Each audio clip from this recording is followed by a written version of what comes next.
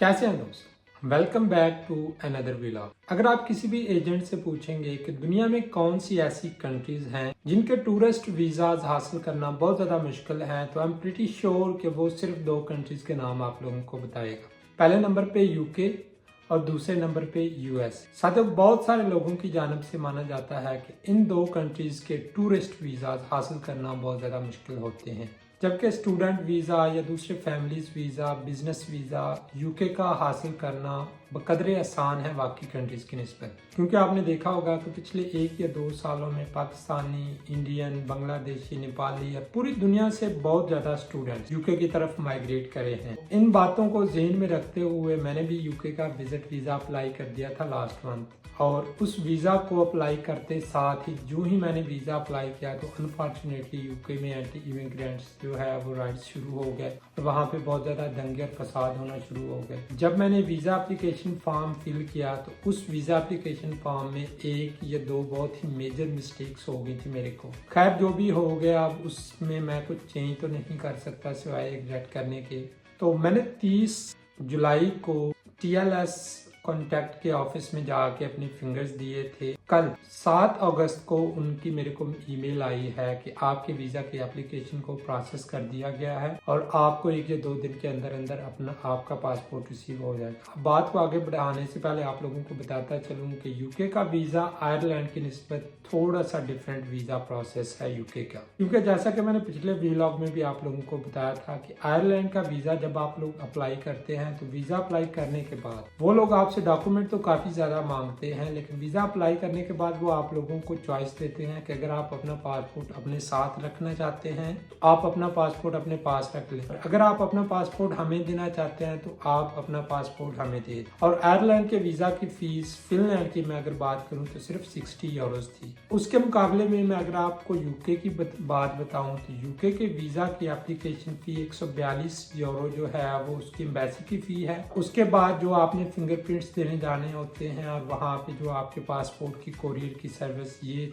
Charges मिला के I think 74 euros ये बनते हैं। और उसके साथ कुछ प्रायोरिटी लिस्ट के भी चार्जेस होते हैं, अगर आप दूसरी सर्विसेज भी उनकी लेना चाहें तो उसके लिए आपको ज़्यादा पैसे की पे करना पड़ते हैं। मैंने जब अपने फिंगर्स वगैरह दिए तो उन्होंने मेरा पासपोर्ट रख लिया और अब मेरे वीज़ा की एप्लीकेशन पे प्रोसेसिंग हो गई है। और 8 तारीख को DHL वालों ने मेरे साथ कॉन्टेक्ट किया कि सर आप किस किस टाइम पे घर अवेलेबल होंगे, क्योंकि हमने आपको आपका पासपोर्ट डिलीवर करना है। होता ऐसा है कि DHL वाले जब तक आपका पासपोर्ट आपके हाथ में ना दे दें और आपके सिग्नेचर ना ले लें, वो किसी दूसरे बंदे को आपका पासपोर्ट नहीं डिलीवर करते। तो कल के दिन मेरा कुछ टेस्ट था एक स्कूल में, तो मैंने उनको बोला कि मैं 8 को तो अवेलेबल नहीं हूँ, लेकिन 9 को आप आ जाइए, मैं अपना पासपोर्ट रिसीव कर लूँगा। अब जब ये व्लॉग में शूट कर रहा हूँ, अभी उनका रिसेंटली मैसेज आया है कि हम 12 से लेके 2 बजे तक के दरमियान आपके घर आएंगे, तो काइंडली आप अपना पासपोर्ट रिसीव कर लीजिएगा। तो साथियों, बहुत ज़्यादा बेचैनी हो रही है क्योंकि उस ईमेल में वो आप लोगों को ये नहीं स्पेसिफाई करते कि आपका वीज़ा रिजेक्ट हो गया है या आपको वीज़ा मिल गया है। तो ये एक सरप्राइज ही होता है। I am waiting really patiently for this surprise. Let's see what happens. क्योंकि मैं आप लोगों को ही मोटिवेट करता होता था कि आप वीज़ाज अप्लाई कर दें, कुछ नहीं होता, लोगों की बातों को मत सुने। लेकिन मैंने खुद जो 1 या 2 बड़ी मिस्टेक्स की हैं उसकी वजह से मेरे को थोड़ा बहुत शक है कि शायद मेरी वीज़ा की एप्लीकेशन रिजेक्ट ना हो गई हो। क्योंकि मेरे कुछ दोस्तों ने यहाँ से फिनलैंड से 2-2, 3-3 बार यूके के वीज़ा की एप्लीकेशन डाली है, लेकिन उनको हमेशा से नेगेटिव रिस्पॉन्स आया है। 1 या 2 दोस्तों को सिर्फ मिला है वीज़ा यूके का, बाकी जितने दोस्तों ने अप्लाई किया है उनको यूके का वीज़ा रिजेक्ट हुआ है उनकी एप्लीकेशन। और उनके पास तो कंपनीज भी थी, उनकी यहाँ पे बैंक बैलेंस भी अच्छा खासा था, उनका वीज़ा रिजेक्ट हो गया है। और उन्होंने मेरे को बोला था कि आप अप्लाई करके देख लो अगर आप करना चाहते हो तो, लेकिन हमें नहीं लगता कि वीज़ा दिया जाएगा आपको। जैसा कि आप लोग जानते हैं कि मैं लोगों की कम ही सुनता होता हूँ, मैं वही करता हूँ जो मेरे दिल में आता है। इस दफ़ा भी मैंने वही किया है। लेट्स होप कि 12 से 2 के दरमियान DHL वाला बंदा आएगा मेरे घर के पास, वो मेरे को फ़ोन नंबर पे कॉल करेगा कि सर आप आके अपना पासपोर्ट रिसीव कर लें। आप लोगों के सामने मैं करूँगा अनबॉक्सिंग और देखते हैं कि वीज़ा मिला है या नहीं मिला, और उसके बाद मैं आप लोगों को बताऊँगा कि मैंने कौन सी मिस्टेक्स की थी। और अगर आप भी अप्लाई करना चाहते हैं यूके का वीज़ा तो आपको उन मिस्टेक से अवॉइड करना चाहिए। अभी DHL वालों ने मेरे को एक ईमेल की है कि वो बंदा जो आप की शिपमेंट आपको डिलीवर करेगा वो आपके टाउन में घूम रहा है। जाहिर सी बात है कि इस इलाके में और भी लोगों को उसने शिपमेंट्स वगैरह देनी होंगी, तो उन्होंने मेरे को बोला कि सून ही आपकी शिपमेंट आपको डिलीवर हो जाएगी। जैसा कि मैंने पहले भी बताया कि 12 से 2 के दरमियान उन्होंने टाइम दिया है मेरे को। और यहाँ पे यूरोप में और स्पेशली तौर पे फिनलैंड में अगर कोई भी किसी काम के लिए आपको टाइम दिया जाए तो उसी विद इन दैट टाइम आपका जो भी काम हो वो मोस्ट ऑफ दी केसेस में हो जाता है। तो अभी उस बंदे ने खुद भी मेरे फ़ोन नंबर पे कॉल की है कि मैं सून आपके घर के पास पहुंच जाऊंगा, तो क्या आप घर हैं या नहीं हैं। तो मैंने उसको बोला कि भाई मैं तो सुबह से तुम्हारा ही वेट कर रहा हूँ, खुदा के लिए आ जाओ। तो उसने बोला कि मैं सून आपके घर के पास आ जाऊंगा और वहाँ पे आके मैं आपको कॉल करता हूँ, तो प्लीज़ आप शिपमेंट रिसीव कीजिएगा। तो सुबह से बहुत ज़्यादा बेचैनी है क्योंकि पता नहीं है कि वीज़ा लगा है या नहीं लगा। आयरलैंड वालों का तो ये सीन था, उन्होंने पहले ही ईमेल कर दी कि भाई आपका वीज़ा लग गया है, अपना पासपोर्ट लेके आएँ और वीज़ा रिसीव करें अपना। तो इस केस में ये पता नहीं है कि वीज़ा लगा है या नहीं लगा, तो उस वजह से काफ़ी ज़्यादा बेचैनी है। हाँ जी, तो दोस्तों फाइनली तौर पे शिपमेंट आ चुकी है DHL वालों की तरफ से और इस पे ज़्यादातर मेरा नाम लिखा हुआ है। उसके बाद स्केड्यूल योर डिलीवरी, जैसा कि मैंने पहले भी आप लोगों को बताया था कि मैंने उनको बताया था कि 8 को मेरा एक एग्ज़ाम है, तो आप लोग 9 को आ जाइए। तो इस पे 9 अगस्त की डिलीवरी डेट लिखी हुई है और मेरा नाम पता लिखा हुआ है और उसके बाद ज़्यादातर इस पैकेज का कितना वेट है ये लिखा हुआ है। और अब इंतज़ार की घड़ियां करते हैं ख़त्म और इसको खोलते हैं आप लोगों के सामने।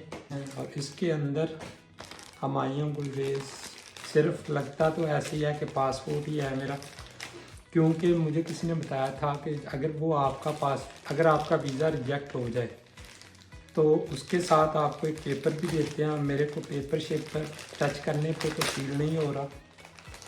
और इसके अंदर मेरे को लगता है कि सिर्फ पासपोर्ट ही है।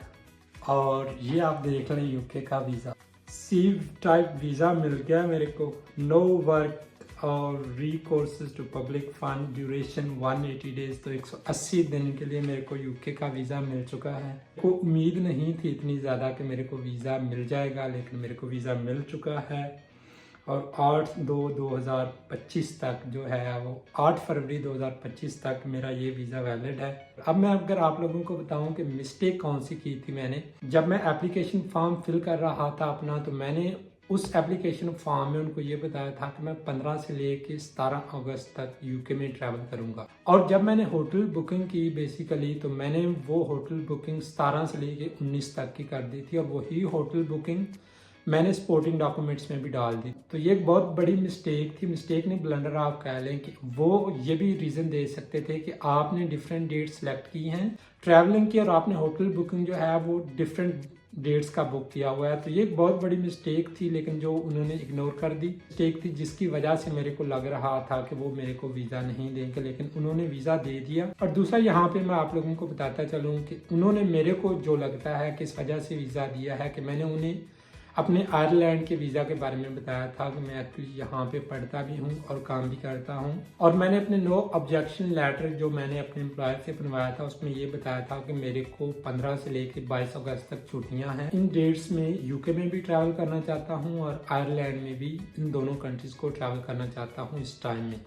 तो मेरे को लगता है कि ये भी रीज़न हो सकती है जिसकी वजह से उन्होंने मेरे को वीज़ा दे दिया है। अगर आप भी किसी कंट्री का वीज़ा हासिल करना चाहते हैं तो प्लीज़ उस कंट्री का वीज़ा अप्लाई करें। अगर रिजेक्ट भी हो जाता है तो डजेंट मैटर, एटलीस्ट आपको सीखने को बहुत कुछ मिलेगा, आप वो गलतियाँ दोबारा नहीं करेंगे।